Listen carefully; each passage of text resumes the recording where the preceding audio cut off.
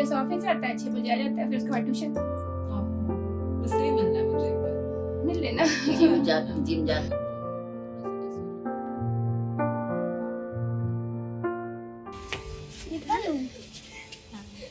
आप अपने रूटीन का कौन सा हिस्सा सबसे ज़्यादा एंजॉय करती हैं?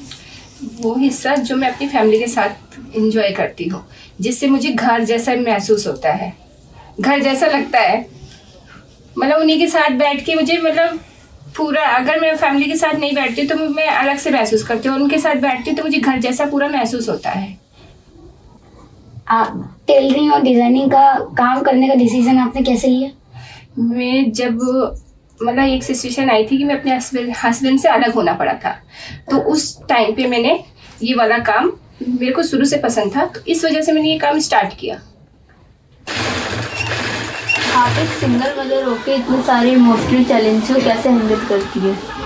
इमोशनल चैलेंज तो आती है, बहुत सारे आते हैं, ऐसे मोमेंट आते हैं जहाँ मुझे रोना भी आता है, पर मैं अपने बच्चों के सामने स्ट्रॉन्ग बनती हूँ, जिससे उन्हें और मुझे रोना आता है तो मैं एक किनारे बैठ के मतलब अकेले चुपचाप रहना ज़्यादा पसंद करती हूँ, जिससे किसी को मेरी फीलिंग्स का पता ना चले।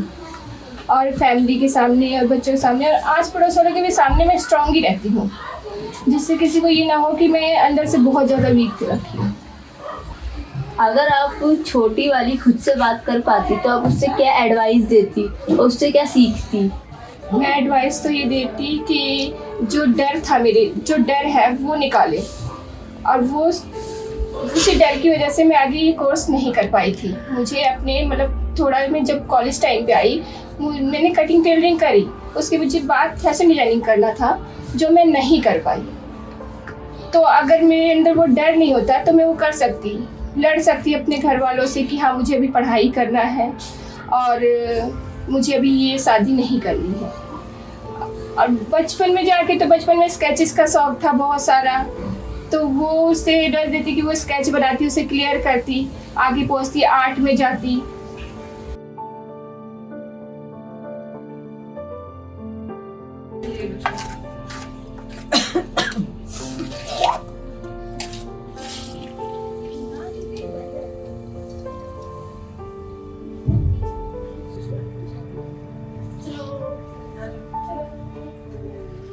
मेरा पीछा कभी नहीं छोड़ेगी।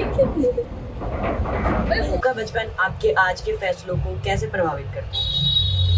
प्रभावित ऐसे करता है कि जब मैं छोटी थी तो मेरे पिताजी मर गए, उनका डेथ हो गया जब मैं 8 साल की थी। उसके बाद जैसे 12 साल की हुई तो मेरी मम्मी मर गई, तो मेरे पास कुछ नहीं था, ना ममता था, ना कोई प्यार करने वाला था, ना कोई मेरा सुनने वाला था।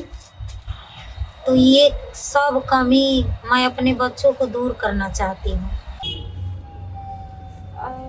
आपके हिसाब से एक माँ और एक औरत होने का सबसे बड़ी ताकत क्या है? ये तो क्वेश्चन में आपकी ताकत है। हाँ, हिम्मत बोल दो ना। हाँ, ताकत आप पूछिए, कट कर दो। नहीं, अच्छा था ये।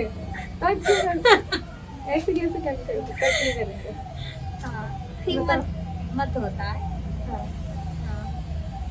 जैसे मतलब औरत माँ के पास बहुत हिम्मत होता है, कुछ कर जाने का क्षमता रखती है माँ, कि अगर मेरे फैमिली में कोई भी परेशानी है तो वो अपने फैमिली से को पीछे बेशक कर देती है, अपने आगे खड़ा हो जाती है कि मैं ना ढाल हूँ।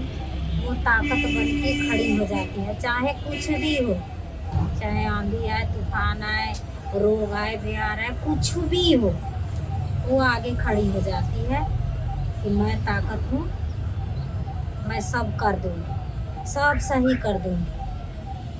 एक बच्चे के लिए माँ बहुत मायने रखती हैं। वो बच्चा मतलब सोच ही नहीं सकता है कि मेरी माँ मेरे लिए क्या कर सकती है। माँ तो बहुत कुछ कर सकती है। माँ सारी दुनिया से लड़ सकती है अपने बच्चों के लिए, और बच्चे के लिए ही क्यों, अपने पति के लिए भी वो सारी दुनिया से लड़ सकती है।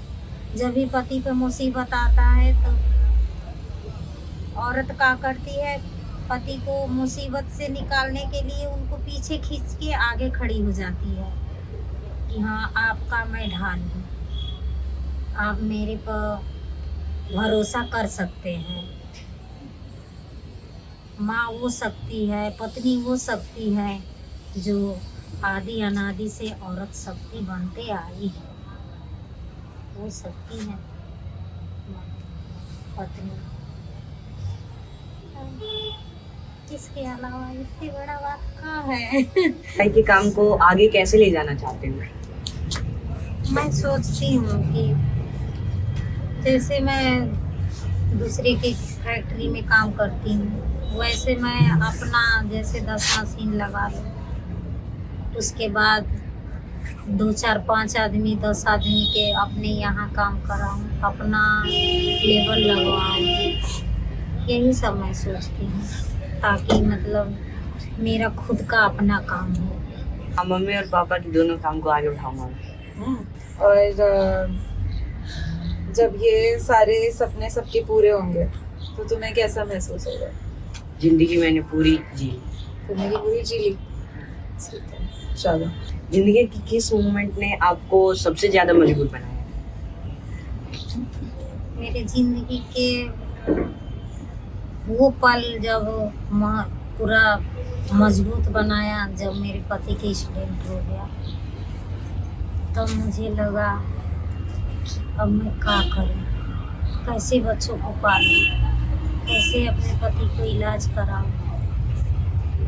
उस टाइम मैं एकदम टूट गई थी और उसी टाइम मैं मजबूत भी बनी। मैं सोचती थी कि कहाँ से पैसा ले आऊं कि बच्चों को देखभाल करूं, कहाँ से पैसे ले आऊं कि अब उनका इलाज कराऊं। फिर मैं निर्णय करी कि मुझे कुछ करना है, और फिर मैं करके दिखा भी दी। मैं अपना सिलाई थोड़ा बहुत सीखी थी, फिर जाके फैक्ट्री में मैं अपना सिलाई करने लगी, 2 4 पैसा कमाने लगी। उस वक्त तो मेरे पास कुछ नहीं था, मुझे दूसरे से सपोर्ट मिला, लेकिन धीरे धीरे करके हमने जो सपोर्ट किए थे, पैसा दिए थे, उनका सारा पैसा मैं चुका दी और बच्चों का भी देखभाल करी। आपकी रूटीन का सबसे फेवरेट पार्ट कौन सा है? मेरा फेवरेट पार्ट है यही पूजा पाठ करना, भक्ति भजन करना, क्योंकि ना भगवान जी पे मुझे ना पूरा विश्वास है। जो भी अगर चारों तरफ से अगर दुख आए, कष्ट आए, मैं चारों तरफ से घिर जाती हूँ, मुझे कोई रास्ता समझ नहीं आता है, फिर मैं भगवान पे छोड़ देती हूँ, हो भी जाता है मेरा सब। मैं भगवान से ना सब बात कहती हूँ, कभी हंस भी लेती हूँ, कभी रो भी लेती हूँ, और सब बात मैं किसी से जो नहीं कह पाती हूँ वो सब भगवान से मैं अपना बात सारा कह डालती हूँ।